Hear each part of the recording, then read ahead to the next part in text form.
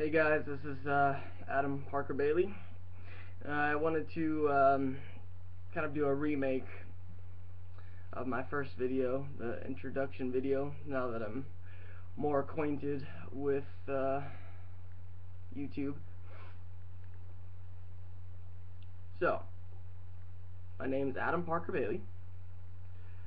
I grew up in a very conservative family, Christian. Whole extended family is Christian, Republican, those types of values. I was always taught to, obey the law and obey God, go to church, and that whole shtick.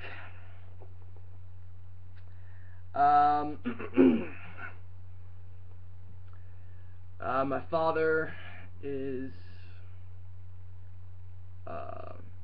very much emulative of that lifestyle. He's a Republican, conservative, Christian. His father was in the military. My grandfather. And I have an older brother who's about 5 years older than me. And I have an older sister who's about 2.5 years older than me. When I was growing up, I've always had a very logical, critical mind, but I've also been very good at abstract thinking. I've always been able to think outside the box very well. I have a very active imagination. And I've always just been interested in life in general, and just sort of trying to understand what life is about, why we're here, what are we doing, what is this whole experience that we call life. It's always fascinated me. The answers that I was given in church, they never. I knew something was wrong. I knew that there was something going on, something that was not being properly explained to me. It was same questions. Where did everything come from? Well, it came from God. Okay, well, where did God come from? Well, He was just always there. Well, that just doesn't sit with me. So I always kind of had a kind of questioned my upbringing. But for a while, I suppose I entertained the ideas and beliefs.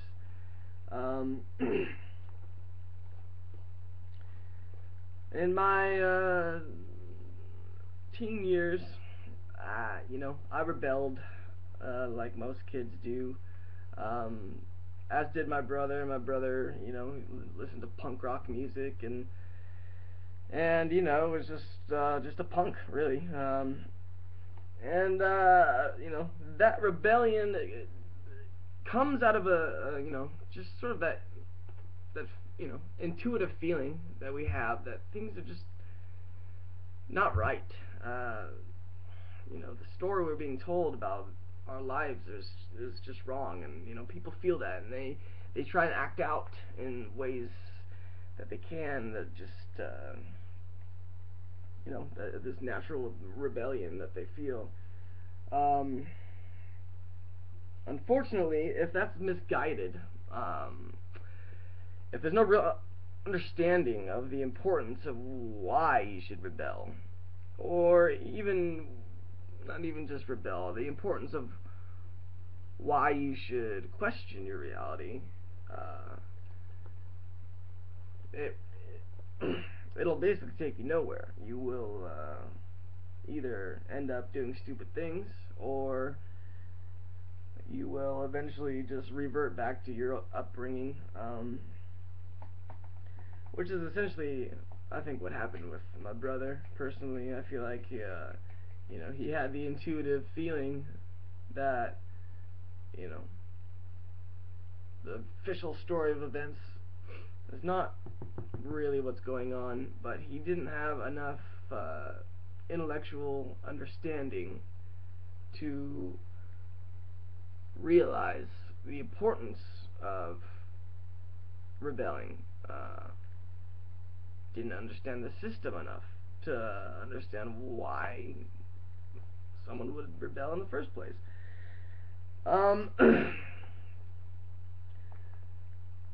So,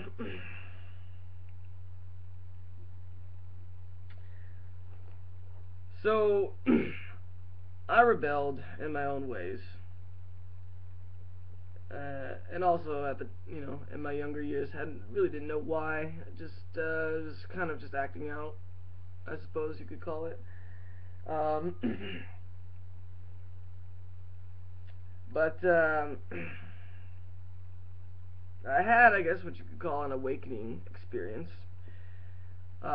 which is happening more and more often, it seems, lately.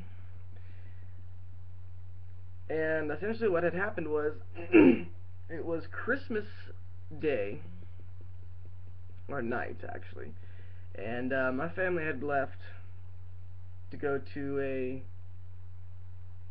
a family gathering with my aunts and uncles and cousins or whatever. And for whatever reason, I stayed home and ended up taking psilocybin mushrooms with some friends of mine. The psilocybin molecule actually happens to be very similar to the dimethyltryptamine molecule. It's besides the point. Anyway, so after everyone had left, all my friends had left, I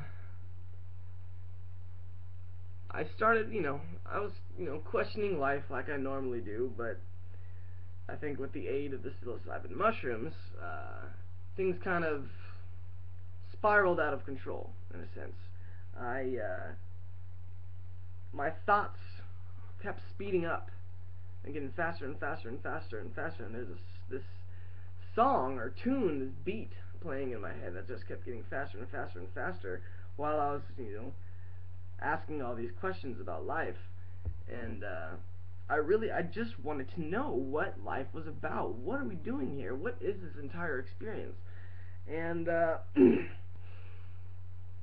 and what happened was, my thoughts had sped up to an infinite speed, essentially. I ended up experiencing myself as completely connected with the entirety of existence. I felt one with everything. I had a Satori experience, which is essentially what enlightenment is. Enter, light, mente, mind. Enter light into the mind.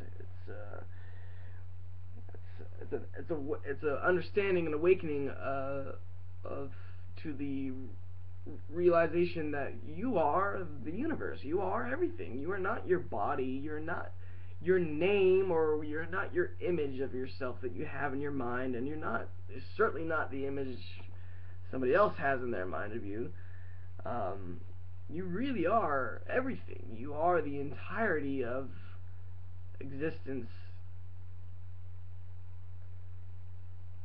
having experience as a human being.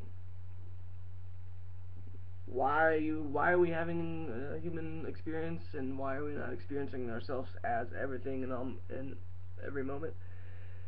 We could talk about that in a different video. It's a big topic. Anyway, so I had this experience. I kind of blacked out, actually, when it happened, and I woke up. I came to in my bed, and actually I had to piece back together my life. I had to remember who I was, where I was, what life was. It was like I literally had absolutely no knowledge whatsoever, and within a matter of a few minutes, all the knowledge that I had acquired over my entire lifetime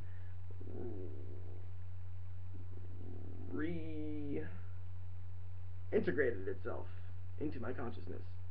Um, really wild experience. I'd like to point out that not everyone needs to take any type of substance, mushrooms, drugs, or whatever to have a Satori enlightenment experience. It just happened to be what worked for me. Um, a lot of times it happens in many different ways, a near-death experience, whatever. I don't want people to think that the only way you can have an enlightenment experience is by taking some mushrooms. That's not it at all. Anyway, so after that experience, things changed for me quite a bit. Um, and I ended up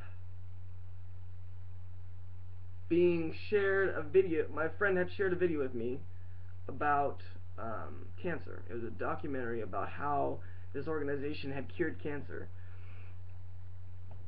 And I was shocked. I mean, I couldn't, I knew something was going on. I knew that something wasn't right about our society. And that really opened my eyes because, it's health. It's one of the most basic human needs. And if we're depriving people of certain technologies or understandings we have about life, about health, about the ability to cure these illnesses, then there's clearly a, for lack of a better term, conspiracy going on. And if you want to say, well, it's just for money, it's about profit, they want to make a bunch of money, so they try and suppress the cancer cures so they can make billions of dollars off of all the huge cancer industry that's going on. Okay, fine. If you want to say that there's not, small group of people that are intentionally trying to harm the rest of the planet, and they're really just out to get some money, fine. That's not the case, but you can go ahead and think that. Anyway, so after that, what I decided was I'm not going to just believe what I'm told anymore, which is exactly what I had been doing up until that point. There was very little questioning that had gone on as far as, like, is what I'm hearing on the news true? Is what I'm being told about church true? Is this and that? So what I decided was the way that I'm going to process new information is I'm going to take it all in. All information that comes to me, I'm going to absorb it all. And after I've heard it, without rejecting anything right off the bat, I'm going to evaluate the information, not only logically and with reason and intellect, but with intuition. And does this feel right? Does this feel like something that's true? And that's really the guiding force when it comes to understanding and learning new information. So I began to research. I began to look into these topics, certain topics that I found interesting. Health, for instance, which is what my starting off point was. And I actually, I ended up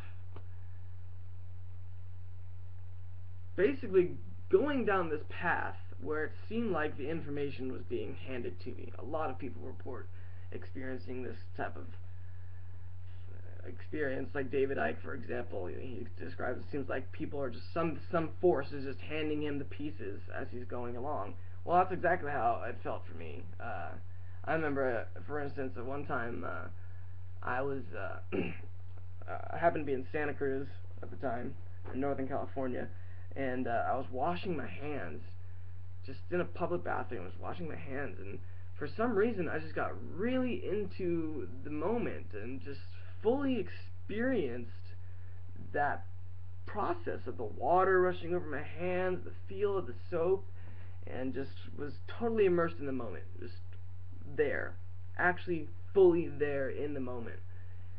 And it was a really surprising experience for me, just to have such a simple action of washing your hands be so immersive and so astounding, really.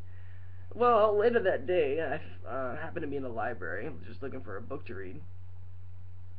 Walking down some random aisle, picked some random book off the shelf, opened it up to some random page, and read the first paragraph. And it said, when you're washing your hands, make sure that you fully immerse yourself in the experience, feel the rush of the water over your hands, and it, dead on, those types of synchronicities were happening on a daily basis. It happened to be Eckhart Tolle's The Power of Now. That was the book, by the way. So, so I began to research all these topics. I began to evaluate all these things. I let the information guide me. I didn't reject anything offhand. I never said, "Oh, that sounds completely absurd. I'm not even going to look at that." Because as soon as somebody does that, they're completely just shutting out an entire piece of information that could be very important to them without even evaluating it.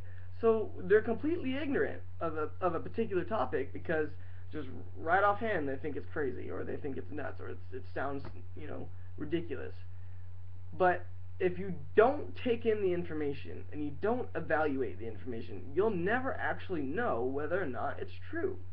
You can't just deny something right offhand, because then you'll just remain ignorant. So that's how I got interested in all these topics: consciousness, metaphysics, spirituality, secret societies, law, quantum mechanics, ufology, and and that was how my awakening started. And really, once you're awake, the process doesn't stop. It's a continual process. I'm learning new things every day, obviously, and it's quite shocking once you realize how deep the rabbit hole really goes.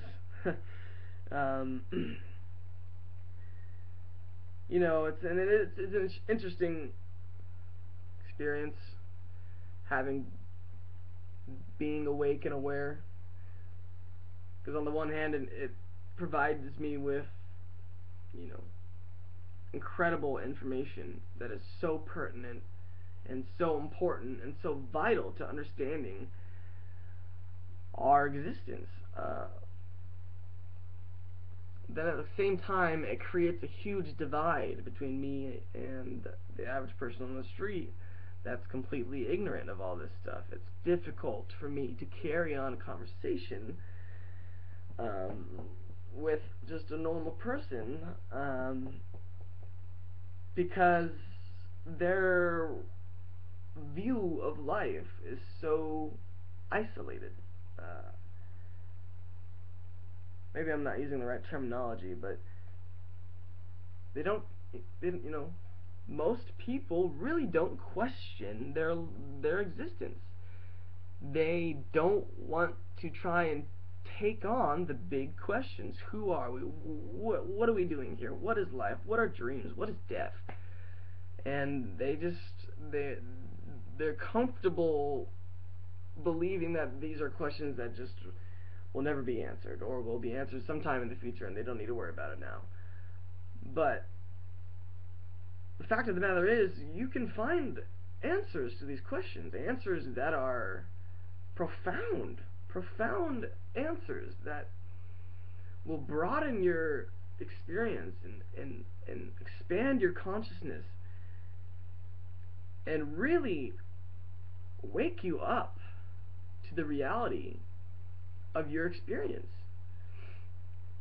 This is, of course, what the global elite don't want. The cage we're being put in is a mental cage. I mean, yes, obviously, they want us to be in a physical cage, but matter doesn't exist, really. It's just, the only reason that objects appear solid is because of the way that we decode the vibrational frequencies of the object. So in reality, they're putting us in a mental cage. No. In reality, they're convincing us to put ourselves in a mental cage. And that's the shock of the entire situation. Is that in reality, all they're doing is tricking us into screwing ourselves over. You know, and this is the big debate. Is it really their fault, or is it all our fault for not knowing? Is it our fault for being ignorant? Is it I don't know. Are they justified in what they're doing? Because in reality, they're not doing anything to us other than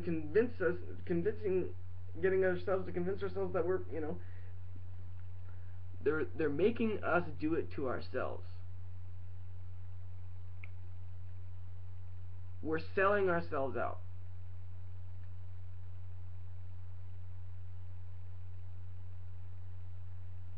It's hard to approach the average person on the street because I love them and I care about them and I'm concerned about them and I want them to realize that the pain and the sorrow that they're feeling and the isolation, they don't need to feel that. There are answers out there that can help them. But they won't look at it because they've been so programmed and so conditioned by their environment. I was too. Everyone is. Everyone is a product of their environment. All of us. And it's until you realize that everything that you know is information that has been told to you or given to you by your upbringing. Then, once you realize that, you can make the decision to question your reality. I don't care if you're a, capitalist Zen Buddhist or a hippie from Marin County or neo-Nazi. It doesn't matter. Whatever it is whatever ideology, whatever conceptual ideologies that you may have, if you don't question them, you'll never know really if that's what you truly believe, or if it's just you going through the motions. There's nothing more important than to question your own reality and to question your own beliefs. I honestly, I really don't believe anything. I entertain ideas. That's it.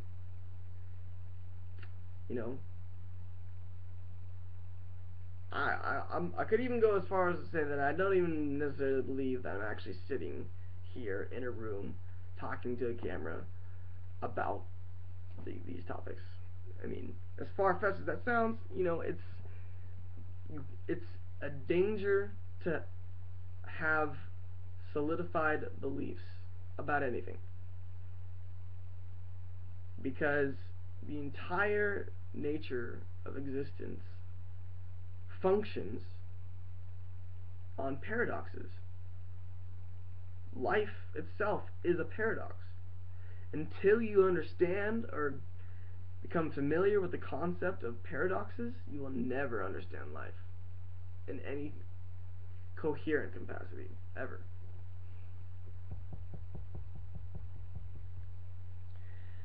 So, that's my introduction.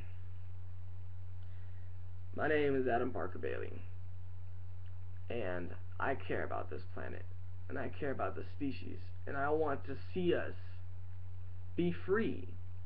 I want to see us be truly free and love each other and care for each other and provide for each other and not be controlled by this tyrannical system that we have in place.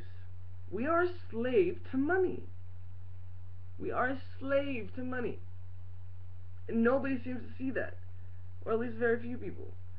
They don't, even a lot of people that have awakened and, are spiritual, they still don't see how enslaved they are by money. Or even question what money is.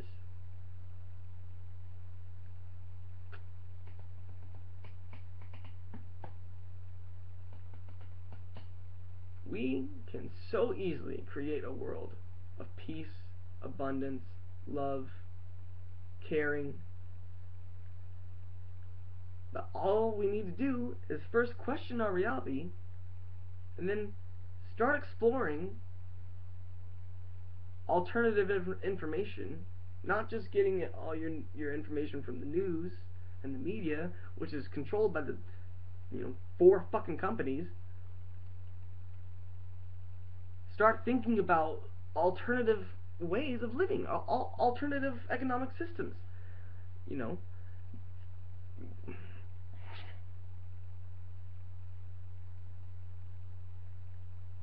We have the technology to provide food, clothing, shelter, medicine, entertainment for every single human being on the planet. Every single one.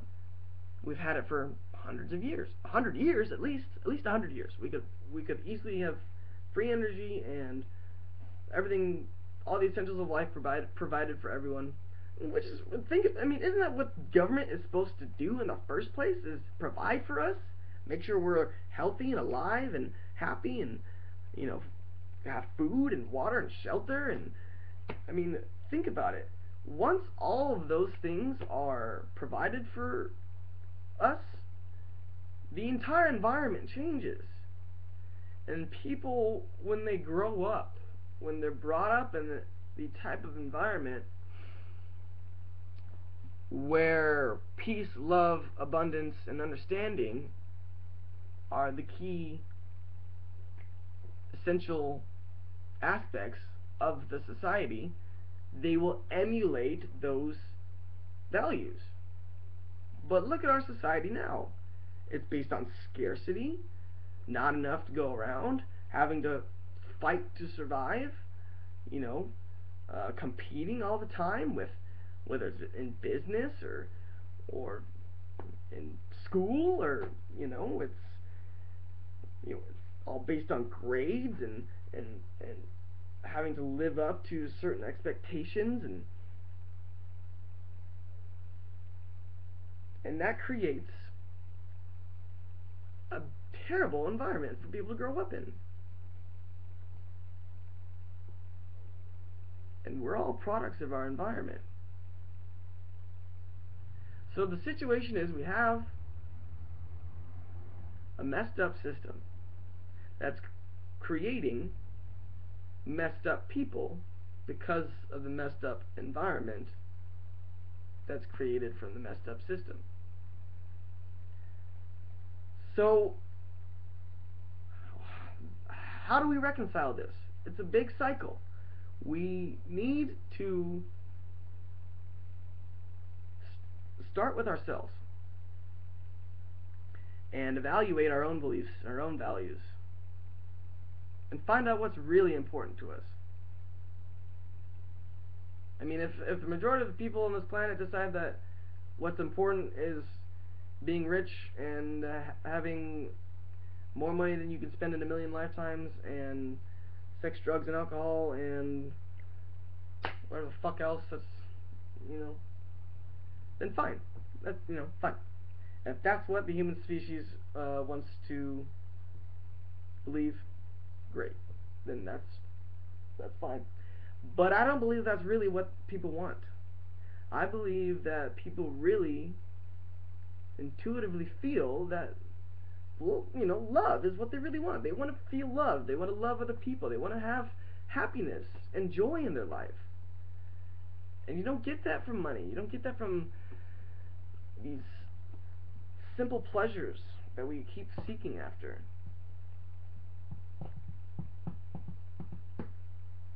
So when we start with ourselves and make the decision to become better people in each moment, actively work on ourselves, all of us,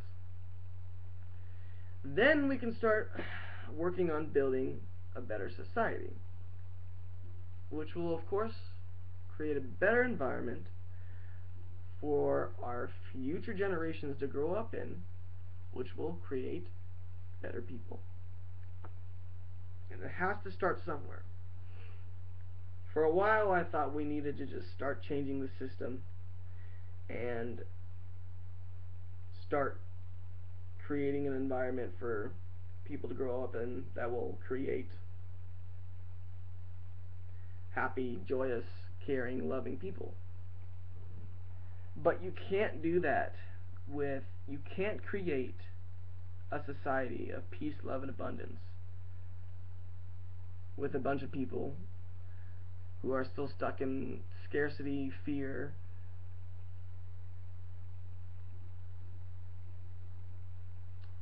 and chaos. You know, it almost has to happen simultaneously.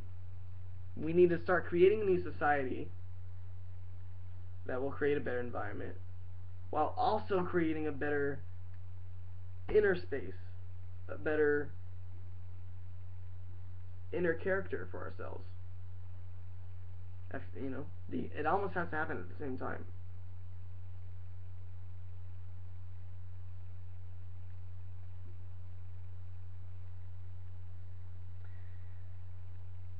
And another part of the problem is that, you know, a lot of people don't even think anything needs to change. They think everything's fine. They think everything's peachy keen.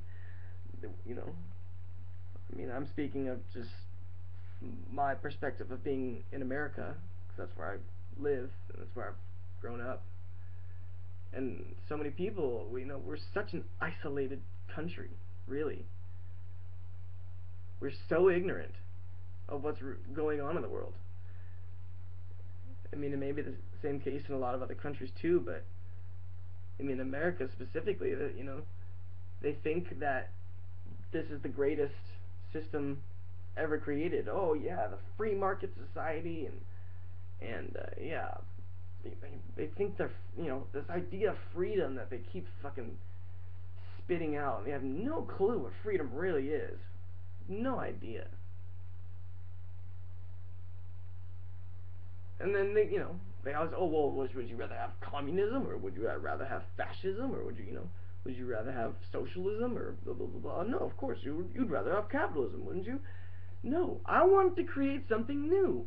Stop reverting back to these past ideologies of you know, conducting society. Create something new. We can do this. We don't have to, you know, these are not the only options. It's not just capitalism, communism, socialism, or fascism. That's not the only options. Look at the Native Americans. They lived in complete harmony with their environment. They cared for each other. They provided for each other. They never took more than they needed.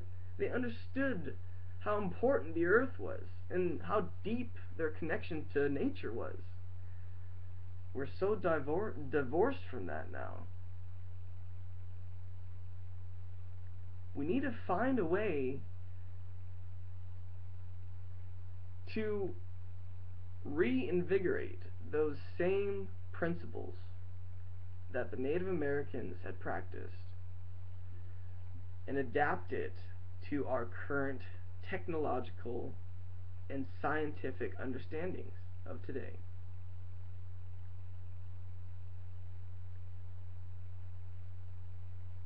When we do that, things will change so quickly that people will be shocked.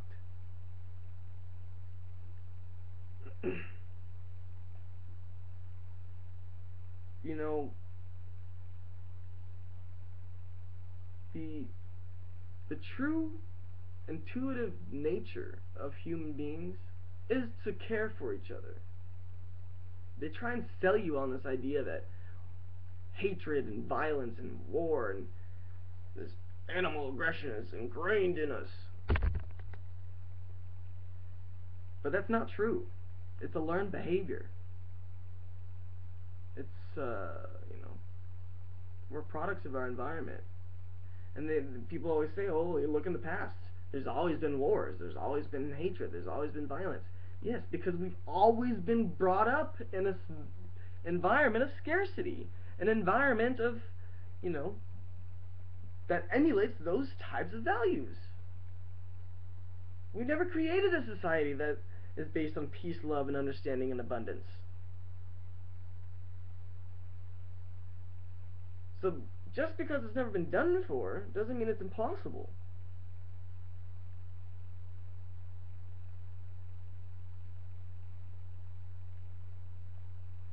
We're all in this together.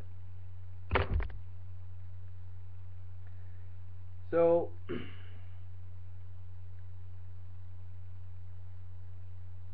I hope we can pull through. I really do. I care about all of you. I love all of you. I really do.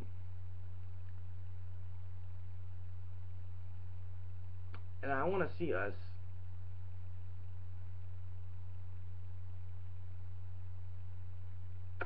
become a species of love and peace and understanding and abundance and freedom. Freedom. Real freedom.